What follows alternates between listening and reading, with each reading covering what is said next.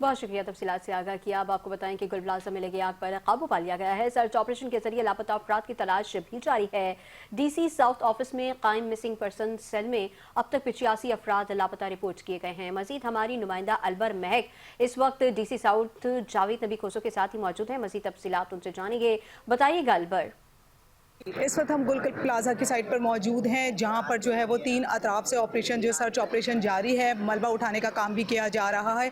इसी के हवाले से हम मज़ीद तफसीलात जानते हैं। डीसी साउथ हमारे साथ मौजूद है। अस्सलाम वालेकुम सर। सर ये बताइएगा कि सर्च ऑपरेशन भी जारी है, अभी कितना हिस्से को जो है वो क्लियर कर दिया गया है और जो लाशें मिल रही हैं उस हवाले से भी थोड़ी सी डिटेल में आगा के। जी बिस्मिल्लाहिर्रहमानिर्रहीम। देखिए जी, अभी तक हम बिल्डिंग के 4 अतराफ से एंटर बिल्डिंग में हो चुके हैं। रेस्क्यू टीम अंदर जा रही हैं। 100% जो बिल्डिंग अभी खड़ी है, जो हिस्सा खड़ा है उस पर 100% तो मैं नहीं कहूँगा, लेकिन उसकी मेजॉरिटी हिस्सा हमने स्वीप कर लिया है। वहाँ पे हमें डेड बॉडीज़ अभी नहीं मिली।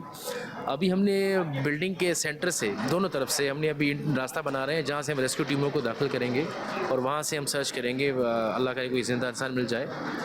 बाकी बॉडीज़ और वहीं से हम सर्च कर रहे हैं, वहाँ से हम एंटर होंगे। अभी तक जो है हमारे पास इंफॉर्मेशन डेस्क में 86 एंट्रीज़ हो चुकी हैं। सब्जेक्ट टू वेरिफिकेशन है, मैं बार बार कहता हूँ। उसमें से 39 पुलिस ने वेरीफाई करके लोकेशंस हमें भेज दी हैं कि बिल्कुल गुल प्लाजा की लोकेशन है। Rest are subject to verification.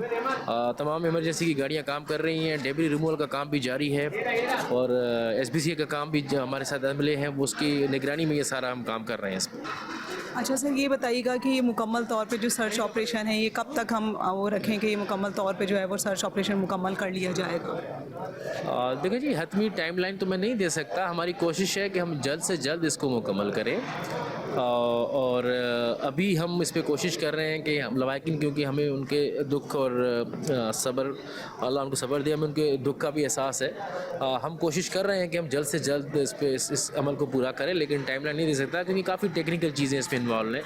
Building की कंडीशन काफ़ी फ्रिजाइल है, अभी भी कुछ फ्लेमेबल मटीरियल अंदर है। अभी उसको भी हम कूलिंग का प्रोसेस हम बार बार कर रहे हैं ताकि कोई दोबारा की आग ना भड़क उठे।